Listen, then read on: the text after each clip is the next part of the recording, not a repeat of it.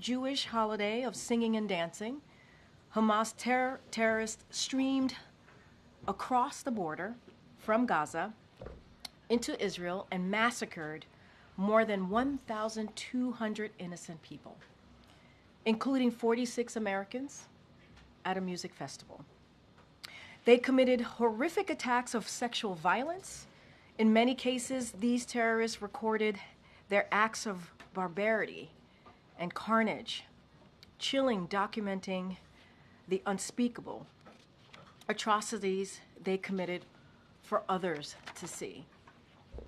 This morning, the President and the First Lady lit a yahrzeit candle to remember all those who were massacred by Hamas in what was the deadliest day for the Jewish people since the Holocaust. The President and the First Lady were joined by Rabbi Aaron Alexander of Adass Israel Congregation for the candle lighting in remembrance of the victims of the October 7th attacks. The rabbi recited, "God full of mercy," a Jewish prayer for the soul of a person who has died. It is recited during burial services and memorial services. Rabbi Alexander is a family friend of the Goldberg Poland family. Hirsch Goldberg Poland was abducted by Hamas on October 7th and held hostage for almost 11 months until he was murdered by Hamas.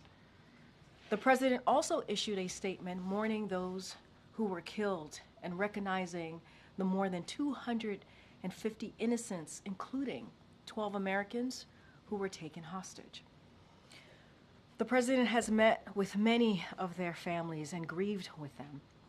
As he said this morning, they have been through hell. So many families have lost loved ones on October 7th and will never be the same. President Biden and Vice President Harris have stood strongly in support of the people of Israel, and they made clear again today they are fully committed to the safety of the Jewish people, the security of Israel, and its right to exist. As both the President and the Vice President said, we must bring the hostages home who are being held in Gaza. President Biden continues to work around the clock to try to reach a ceasefire and hostage release deal that would not only bring the hostages held by Hamas home to their families, but also end the fighting and alleviate the suffering of the Palestinian people in Gaza, many of whom have been living in hellish conditions, and enabled a much-needed surge of humanitarian aid in Gaza. As we reflect on the past year and all that has happened since October 7th, we also mourn the loss of innocent life in Gaza, where tens of thousands of Palestinians have lost their lives as a result of the conflict that Hamas terrorism has unleashed. President Biden will never stop working to end the suffering of all people, and he continues the work to build the conditions for a lasting peace in the region so that after this conflict is over, Israelis and Palestinians can live securely side by side in a lasting peace with equal measures of safety, opportunity, and dignity. Now, moving on to the Hurricane Helene, President Biden and Vice President Harris continue to use every tool available to help communities devastated by Hurricane Helene. Over the weekend, President Biden ordered another 500 active duty troops to move into western North Carolina, in addition to the 1,000 troops the president previously ordered to deploy to the state. This is on top of the more than 6,100 National Guardsmen and over 7,000 federal personnel, all working together with their state and local counterparts to help people begin their road to rebuilding. Over the last few days, the administration has contacted nearly 450 state and local officials across the region to offer further support. And to date, this administration has helped thousands of Helene survivors just jumpstart their recoveries, providing over $210 million in direct financial assistance with more coming every day. As the president has said, when it comes to this whole of government response, we are sparing no resource here. Unfortunately, scam artists and bad faith actors and others who are putting politics over people are promoting misinformation about our efforts, including falsehoods about federal assistance. This is wrong, dangerous, and must stop immediately. Elected officials at every level and on both sides of the aisle have also called for an end to these conspiracy theories. False information following a disaster can discourage people from seeking critical assistance when they need it the most. Everyone, especially those in positions of power, must do everything they can to encourage survivors to register for assistance, not discourage them by allowing these falsehoods to fester. Finally, the president was briefed yesterday and again today on the potential impacts of Hurricane Milton, which forecasts to become a Category 5 storm and make landfall Wednesday on the western coast of Florida. As with Helene, FEMA and other federal agencies are actively pre-positioning life-saving resources in advance of the storm, and earlier today the president approved Governor of Florida's request for an emergency disaster declaration, which unlocks additional federal resources to help the state respond to the storm. To everyone in the path of Milton, the time to prepare is right now. Visit ready.gov or go download the FEMA app to make a plan today. The time is right now. Please, please, please listen to local officials. It could save your life. Now, the Biden-Harris administration is committed to preventing, detecting, and responding to health emergencies globally. On September 27th, Rwanda's Ministry of Health announced an outbreak of Marburg virus disease, MVD, and the Biden-Harris administration is working closely with the government of Rwanda to end the outbreak as quickly as possible. As we have all experienced in recent years, health emergencies are a global issue we must address together. CDC assesses that the risk of the infection with this virus in the United States is low, and there are currently no confirmed MVD cases outside of Rwanda. Since learning of this outbreak, the United States has committed to making nearly $11 million available to address urgent health needs in Rwanda and surrounding countries. And although there are currently no FDA-approved vaccines or drugs against MVD, the United States also contributed investigational vaccine and therapeutic doses, which arrived in Rwanda this weekend, just 1 week after we learned of the outbreak. In addition, to keep Americans safe, we are implementing additional precautions for a small select group of travelers arriving in the United States from Rwanda, including additional health screenings. These measures will advance ongoing efforts to protect public health and reassure the traveling public that the risk of MVD spreading during air travel is minimized. And today we saw the Supreme Court decision and what it means that women in Texas could still be denied critical emergency medical care because of the state's dangerous and extreme abortion bans. We have seen and have heard the horrific stories of women being denied the care they need because of these laws. Also today in Georgia, the state Supreme Court reinstated an even more extreme abortion ban. All of these laws were made possible when the former president handicapped 3 Supreme Court justices to overturn Roe v. Wade. They are creating chaos and confusion for women and doctors. The administration has been clear that all patients, including women experiencing pregnancy loss and other pregnancy-related emergency, must be able to access the emergency medical care they need, and that is required by federal law. The stories we hear of women being denied care they need in emergency situation is completely unacceptable. That's why the Biden-Harris administration has taken a number of important steps to make it easier for women to file complaints if they are denied this essential care and investigate and enforce federal protections under EMTALA. But our fight is not over. After the Supreme Court's order earlier this year, HHS issued a letter reminding hospitals and provider associations of their obligations under EMTALA, including providing abortion care as a necessary stabilizing treatment. We will continue to make those obligations clear. We will also continue to fight Republican elected officials' extreme agenda. And we'll continue to enforce federal law, support hospitals complying with the obligations, and defend the administration's longstanding view that women have the right to access the emergency medical care that they need. And with that, Amr, thank you for your patience, y'all. Sure. If I could just follow up on two of your toppers. Yep. First, on the abortion access rulings today. Not much is going to change with the shape of the courts immediately after November.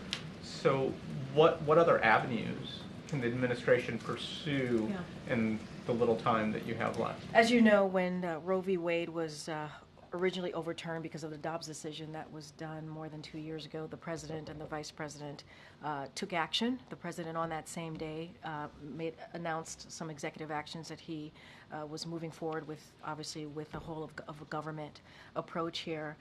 And so we've taken actions. We've taken this very seriously. I don't have anything to preview to you right this time at this moment, but we're going to take this very seriously, as we have for the past two years. And look, it is important. It is important for people to be very aware of what's at stake here. It is important for us to continue to voice what we're seeing here. Women being denied care and their lives being put at risk. And so we're going to continue to fight. As you know, there's EMTALA. There's other measures that the DOJ is using to protect doctors and also women who are looking for that care that they should be making about their own body themselves. And we're going to continue to call out these extreme agendas that we're seeing from the other side, from Republicans. Look, don't have anything to preview today, but it is important to call this out. It is important to say how dangerous this is and how this is a freedom that has been taken away from women. Just follow on storms. What's the confidence that FEMA is prepared to handle what could be two major disasters at the same time? And can you talk a little bit more about what they're doing specifically with Milton while they're still handling Helene? And then finally, there was a report, I believe it was NBC, just as we were coming out, that Governor DeSantis is dodging calls with Vice President Harris and President Biden. Is that an issue? Is politics starting to sink into this? I mean, that's really for the governor to speak to, right? You've heard me mention, I believe in the gaggle last week when we were heading to Florida and Georgia, we invited the governor, right, to come and survey the damaged areas with the president. Obviously, we're in Florida. We invited the governor of Florida to come. It was his decision to not attend or not be there with the president. The president has reached out around Hurricane Helene. He reached out. It is up to the governor. It is really up to the governor. We know, I can say, and I think you've heard this from the FEMA administrator. She has been able to speak with the governor. She spoke with him yesterday in regards to Milton, that hurricane coming shortly. And so we have been in touch with state and local officials in order to be able to help the people of Florida who are going to be impacted, who were impacted certainly by Helene, and we're going to continue to certainly pre-position on the ground, and we're going to support. We're going to support the communities with whatever they need, and whenever. That is our commitment. That is our commitment to the folks who are going to be impacted. So we've been in touch with state and local officials in Florida, and we're going to ensure that we meet in advance what their needs are going to be. And FEMA's on the ground supporting that. So that's important. It's up to the governor. It is up to him. We are doing our part in the Biden-Harris administration, working, obviously FEMA's work is on the ground, all hands on deck, whole of government, robust approach here.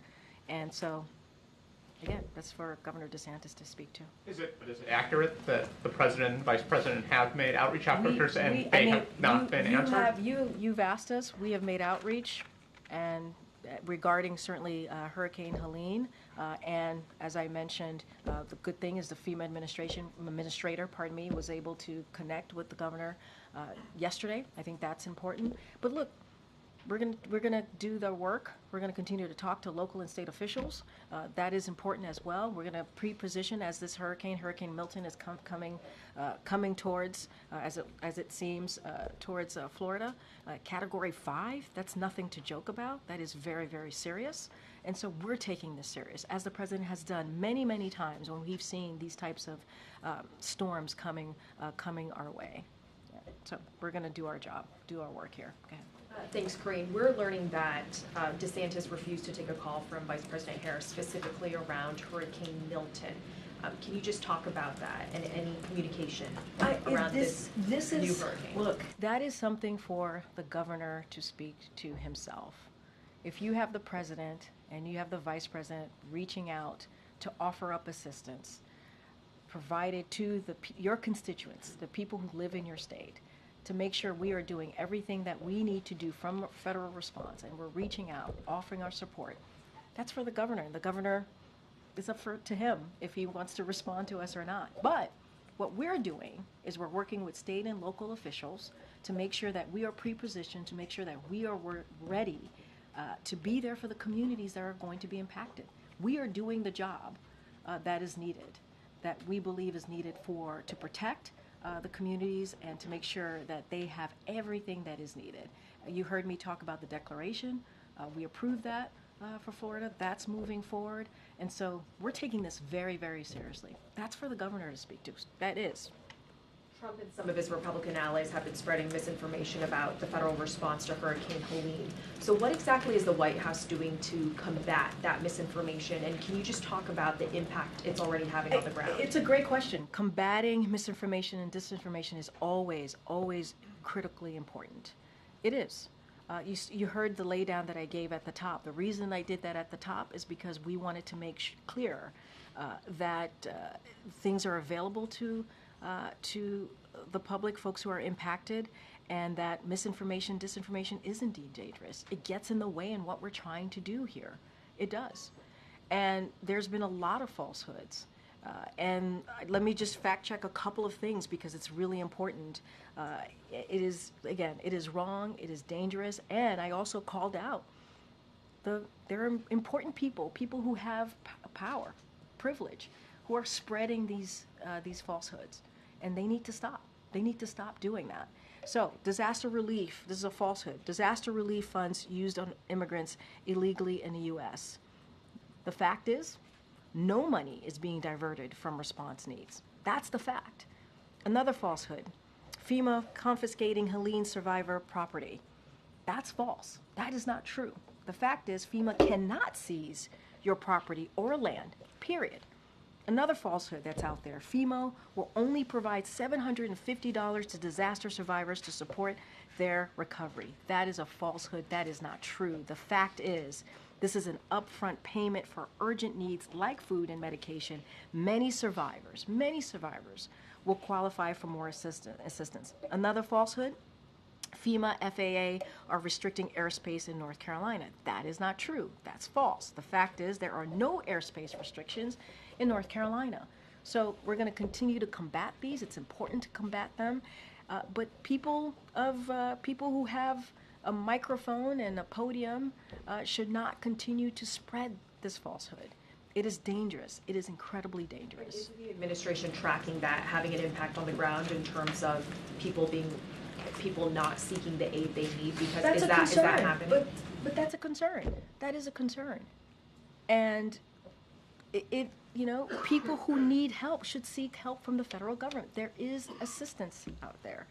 I talked about hundreds of millions of dollars already being provided to impacted areas. And now we have Hurricane Milton coming. We can't have this. We cannot. This needs to stop.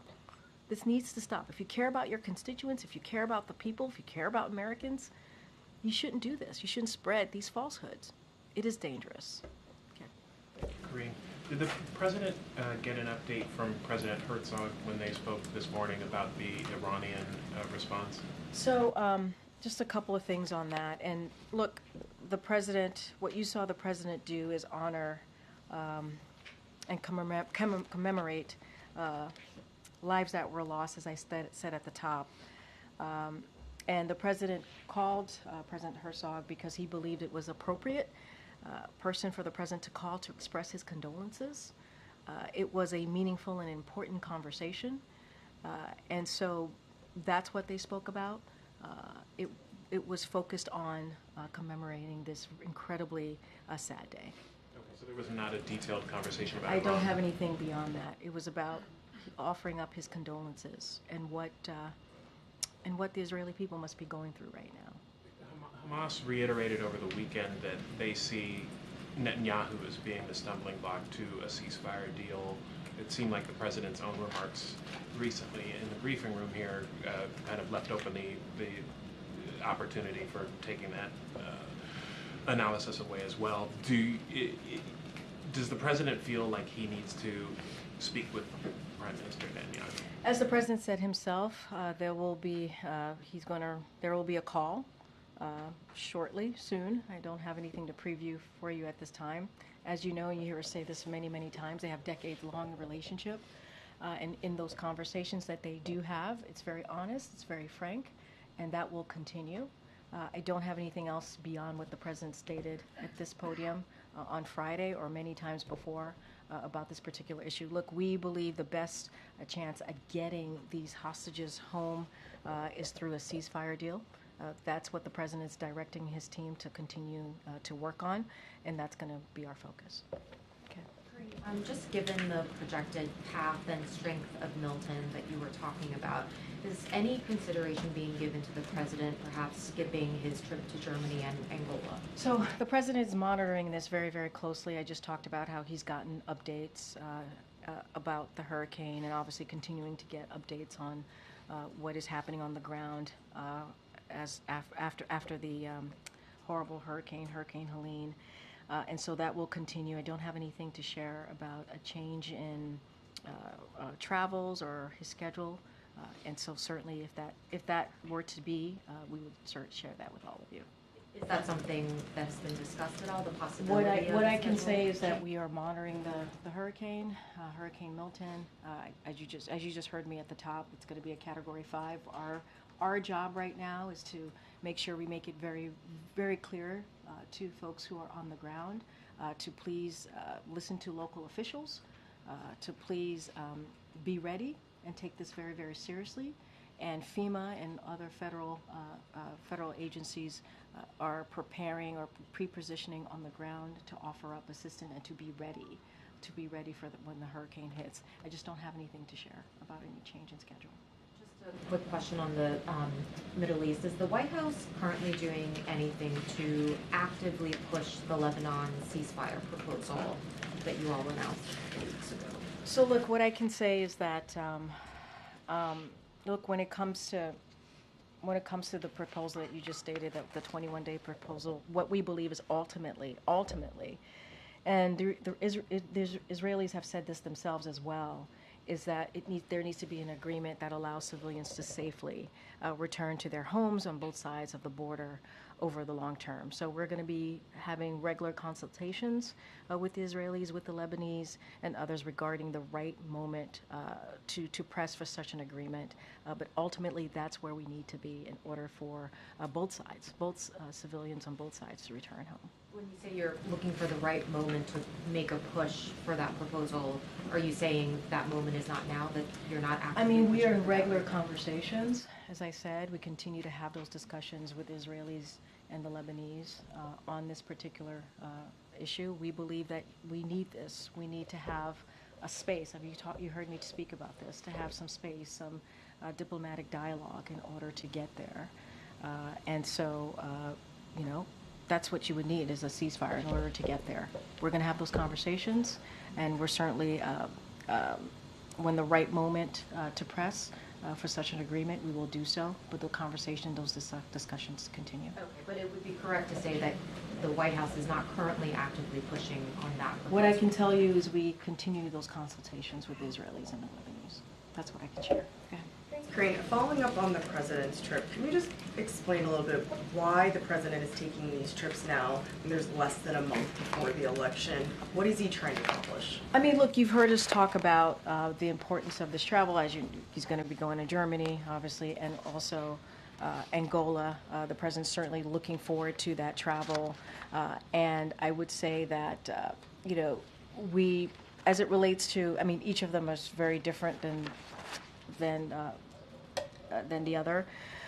But we think it serves as a powerful symbol of the U.S.-Germany partnership as you think about the German piece of this trip and our close cooperation on the world's most pressing challenges. And so, and to ensure our people have every opportunity for safety and prosperity. And what this visit is going to do, it's going to underscore the deep commitment and that transatlantic security, resolute support. If you think about Ukraine and the self-defense of Ukraine, that's going to be a big part of this visit, and continuing that support, continuing to do everything that we can to stop the Russian aggression. And so that is going to be certainly a big part of that. Continuing contributions to meet the NATO pledge also. It's going to be a big component of that. And so this is important as we see what's going on in Ukraine, as we continue to see Russia's aggression, to have that conversation. You have seen the president's leadership when it comes to Ukraine and what he's been able to do to make NATO stronger, to have more than 50 countries support Ukraine in their fight against that aggression of Russia. And so that's a big part, certainly will be a big part of that trip. And when it comes to Angola, there's going to be a bilateral meeting that the president will have. And this speaks to the U.S.-Africa relationship that we want to continue, that we want to strengthen. And so that's what you're going to see. They're two important relationships that is very much connected to what this president has done over the 3.5 years, if you look at his global leadership, and the president's so very much looking forward to it. This way. Yeah, sure. He could have taken these trips after the election. I mean, he could have taken them in December or January before he leaves office. So what is so urgent about this moment that he needed to do it in October? I appreciate that, but there's not a lot of time. There really isn't. 3 months is going to fly by. There's not a lot of time. And so the president wanted to get this done. We had said, as it relates to Angola and going to the continent, the president had made a commitment and a promise to go to Africa, to continue to show his commitment to that relationship. And that's what the president wanted, to keep that promise. And so 3 months is not a lot of time. And so this was the right period of time to go to get that done. And we're also going to go to Germany, as I talked about, that NATO, continuing that NATO pledge, continuing what we're doing for Ukraine as they're fighting against Russia's aggression. All of these things are really important to our relationships with those partners, but also to what we're trying to do on behalf of this country, on behalf of Americans. And so 3 months is not a long time. As you know, that's going to fly by. Go ahead. Karine, the other day the president said that if the Israelis strike back in Iran, they ought to do so in a proportionate fashion. He said that he did not believe they should strike nuclear sites, and then he seemed to suggest he didn't think they should strike energy sites either. So what in the president's view would be proportionate? I'm not going to get into I appreciate the question. I'm not going to get into what's proportionate, not proportionate, get into that back and forth. What I can say is we are continuing to have discussions with the Israelis about their response, obviously responding to Iran's attack, almost 200 missiles, right, that went flying into Israel, that we were able to, obviously at the president's direction, with the military the U.S. military aiding in the defense of Israel. Which the president was really proud to be able to have done that. Our commitment continues to be very clear on Israel's security, and that's ironclad. Those conversations continue. I just don't have anything to add beyond what the president stated.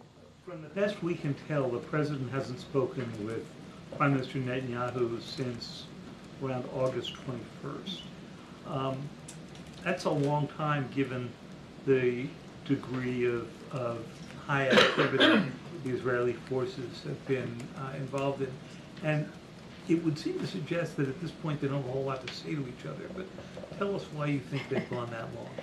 So look, I would say this. In the past year, the president and the prime minister have spoken more than a dozen times in the past year. And they've seen each other, as you know. I think you might have been with us at those moments when they've seen each other. And we have said National Security Advisor has said this. The President said this himself during, especially as you said, during these past week or so, in these high-stake moments, if you will. The President's team has been in touch regularly, practically daily, with the Israelis government. And so we've been in close communication and close contact, and that continues. That has been the case for the past year. And so that's certainly going to continue. And look, the President is going to speak to the Prime Minister. He has said that. And once we have a call to speak to, we will certainly do that. Okay, John. Thanks, Karine. When the President came here into the briefing room late last week, he said that he expects the election will be free and fair, but he also said, I don't know whether it will be peaceful. What can the administration do? What is the administration doing proactively to prevent that possibility of the election not being peaceful in any way, either leading up to November the 5th or in the aftermath? So look, I'm not going to get into specifics from here. I think the President was asked a question and he answered it very straightforward and very directly. And I think the President and myself and many others has spoken to what we saw on January 6th of 2021. And so obviously there's always concerns. But not only that, you know that Americans care about our democracy. They care. They care about preserving and protecting the democracy. And I think that's something this President has promised to do and will continue to do this in his remaining couple of months in this term. I'm not going to get into specifics here. I think the President, as I said, was asked a question. He answered it directly. But he also said I think this is really important, that he believes this is going to be a free and fair election. So I'm going to leave it there. I'm not going to get into details. Separately, in regards to the relationship or lack of a relationship between the governor of Florida and the leadership of this administration, does it make a coordinated response to tropical weather that much more difficult if the governor is not speaking to the vice president or to the president? So here's what I can say. We have been talking to state and local officials on the ground, and I think that's important. Over 15 local officials from communities along the likely path of the storm as we think about Hurricane Milton. And so we have FEMA on the ground. Administrator Criswell is going to be in Florida if she's not there already, assisting, guiding, providing that help. She has spoken. She spoke to the governor yesterday. And so, look, we're going to do our job.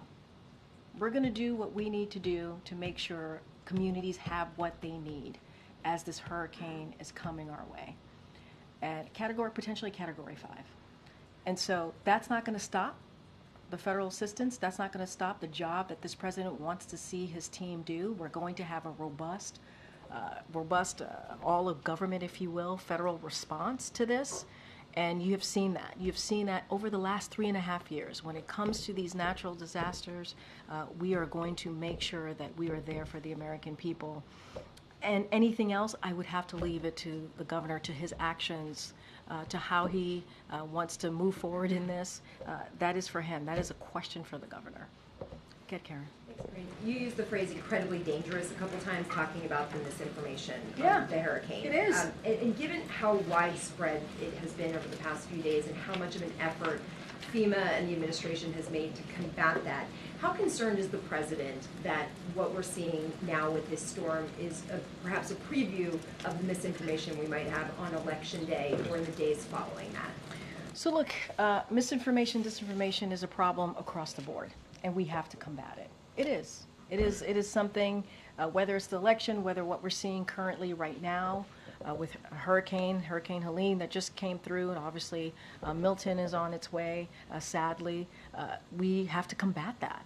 And I'm saying they're dangerous, yes, because they are. They're critically dangerous to have this misinformation, disinformation. And that's why at the top I called out, you have some powerful people out there who continue to spread conspiracy theories.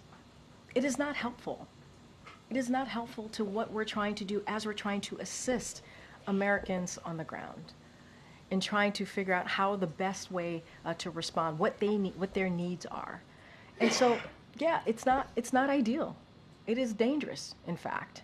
And let's not forget, I do want to say this, when dealing with Hurricane Helene, you heard from Republican governors, Democratic governors, speak to their response.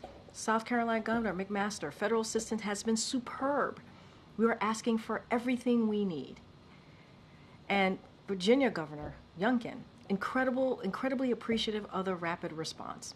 Governor of Georgia, Governor Kemp, appreciated President's call, offering any other things we need. Thanked President for giving aid to more counties.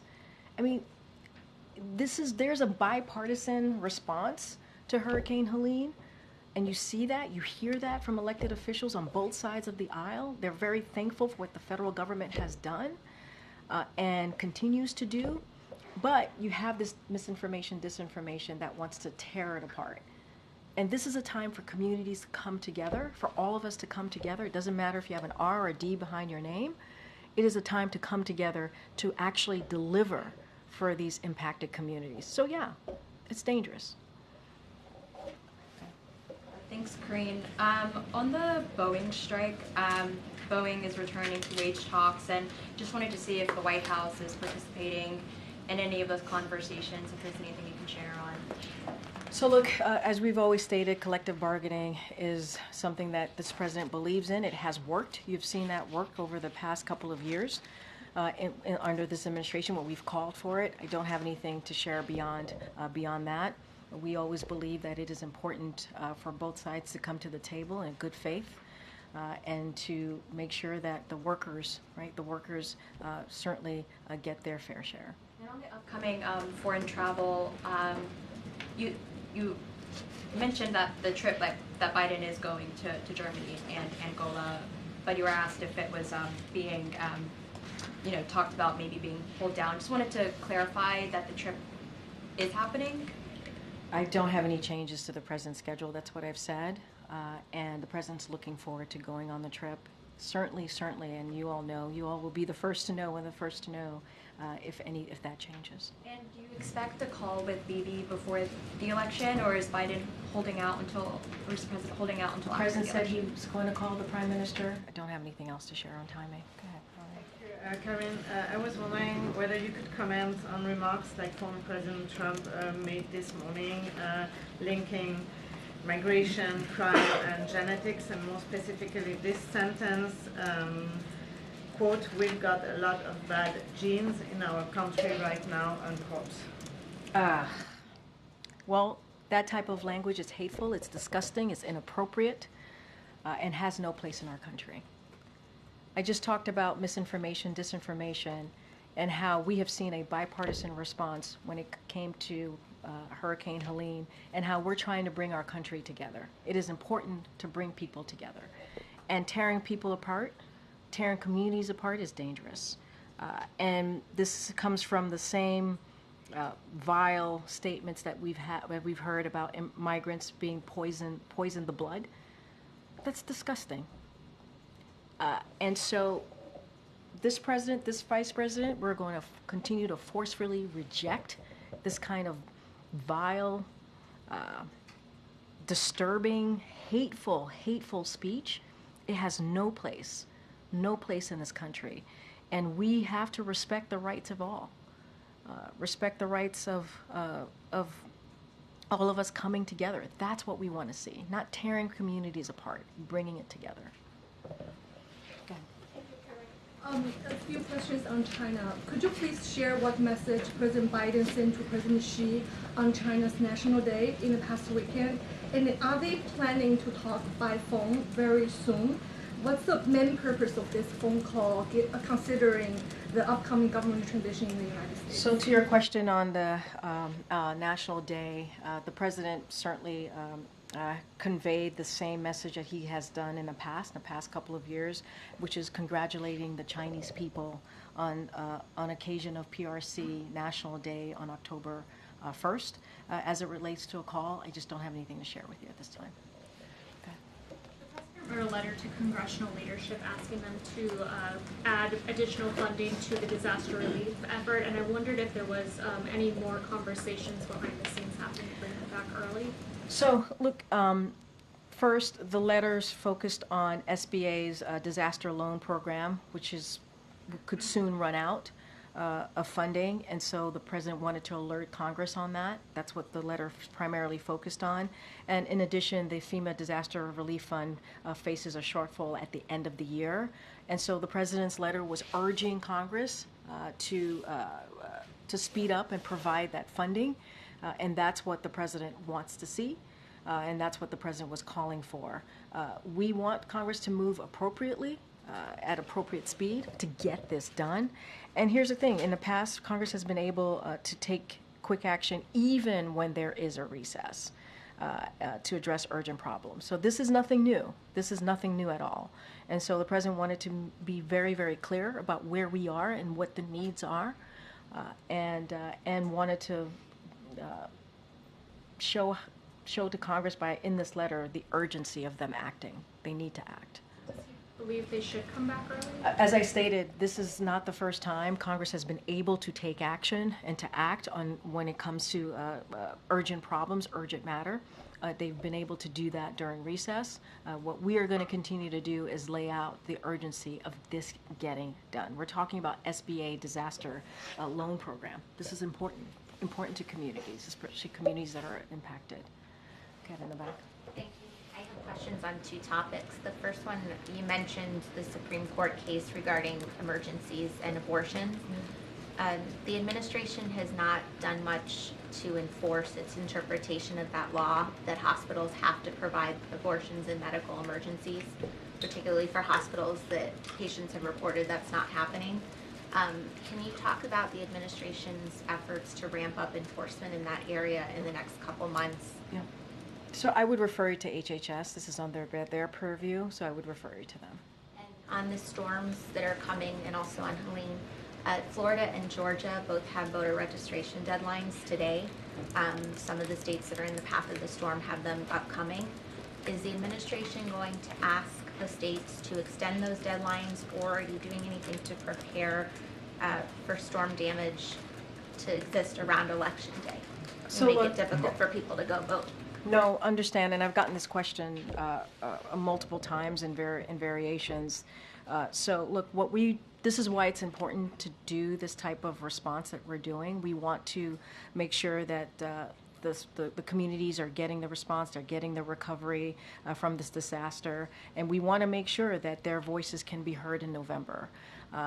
So I would certainly refer you to state election officials and certainly CISA as well to speak to that specifically. I just don't have anything else to share, but this is why what we're trying to do, trying to combat this misinformation, disinformation, working closely with local and state officials to make sure these communities have what they need so that we can get them back on their feet is so critical, is so critical. As it relates to that specific question, I would have to refer you to the state. Are you seeing misinformation about the storm and voting, or just the storm What I'm response saying in is that general? misinformation, disinformation, I'm speaking to our response on the ground, right? We're trying to get funding on the ground. We're trying to make sure that people who have been affected can reach out to FEMA, can reach out to federal government asking for assistance, and that is something that's really important, and that's the misinformation, disinformation that I'm speaking to. And so what our focus is making sure that that recovery, that response is getting to communities, because we want to make sure that the communities, they're able to have their voices heard in November. Thank you. Okay. Okay. Thank you, Karine. Congratulations on the promotion. Thank you. You're not leaving us in the briefing room, are you? Unless you want me to. Do you want me to leave the No, sure don't. All right. Okay.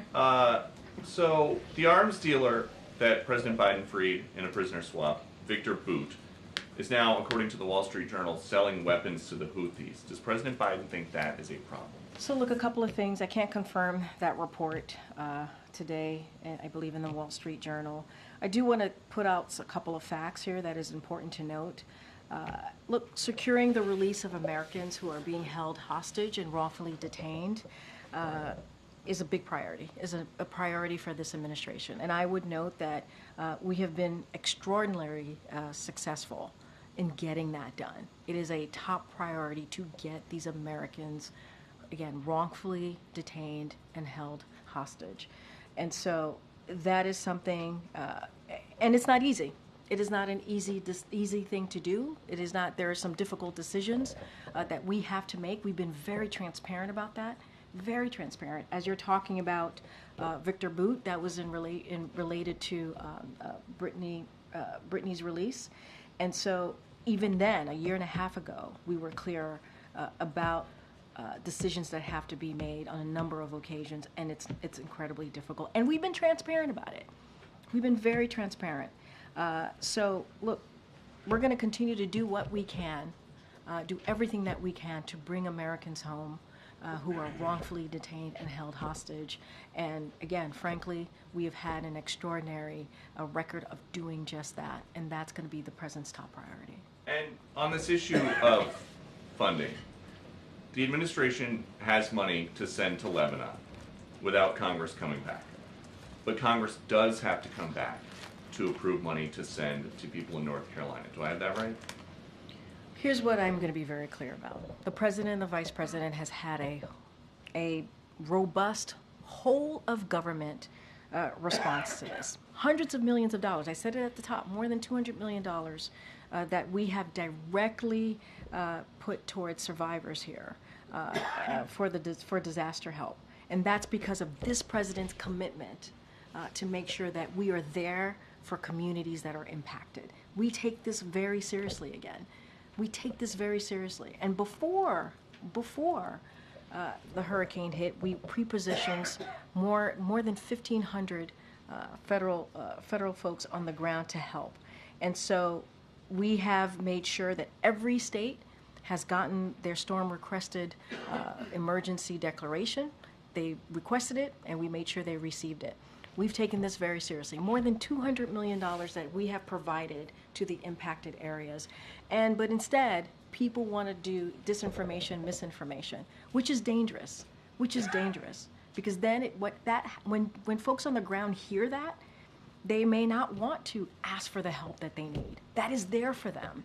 That's our focus here. But President Biden is fond of saying, show me your budget and I will tell you what you value. If he's got money for people in Lebanon right now, without Congress having to come back, what does it say about his values? There's not enough money right now for people in North Carolina who need it.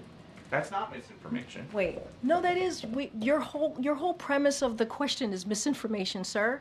What you do? Yes, it's misinformation. Is there money to send to Lebanon right now? I just mentioned to you that we provided more than $200 million to folks who are impacted in the area, and I just shared with you that people are deciding not to. People are deciding not to. Wait. To Congress that there's not enough money to help people We're in North Carolina. We're talking about the SBA disaster loan. That's yes. money for people in North Carolina, and that's important. And people in North Carolina need that. Wait, this is nothing new. Peter, this is nothing new. Congress comes together, they provide money, millions of dollars, for disaster relief. We're asking them to do the job that they have been doing for some time. From a letter that President Biden sent to Johnson, McConnell, Schumer, and Jeffries. The president's letter is not misinformation. Would you agree? No, the way you're asking me the question is misinformation. There is money that we are allocating to the impacted areas, and there's money there to help people who truly need it. There are survivors who need the funding, and it's there. That you don't like misinformation. I said that. I actually said we have the money available to help survivors of Hurricane Helene and also Hurricane Milton. Now, there's going to be a shortfall, right? Because we don't know how bad Hurricane Milton is going to be, and so we're going to need additional funding. That's exactly what I just asked about. And you said it was misinformation. Yes. What you're asking me is why Congress needs to come back and do their job. That's what you're asking me. Congress needs to come back and do their job and provide extra assistance, extra funding to disaster relief fund. That's what Congress needs to do, and we're going to continue to urge that. You may not want that, but that's okay. That's what this president wants, and that's what the vice president wants. Thanks, everybody.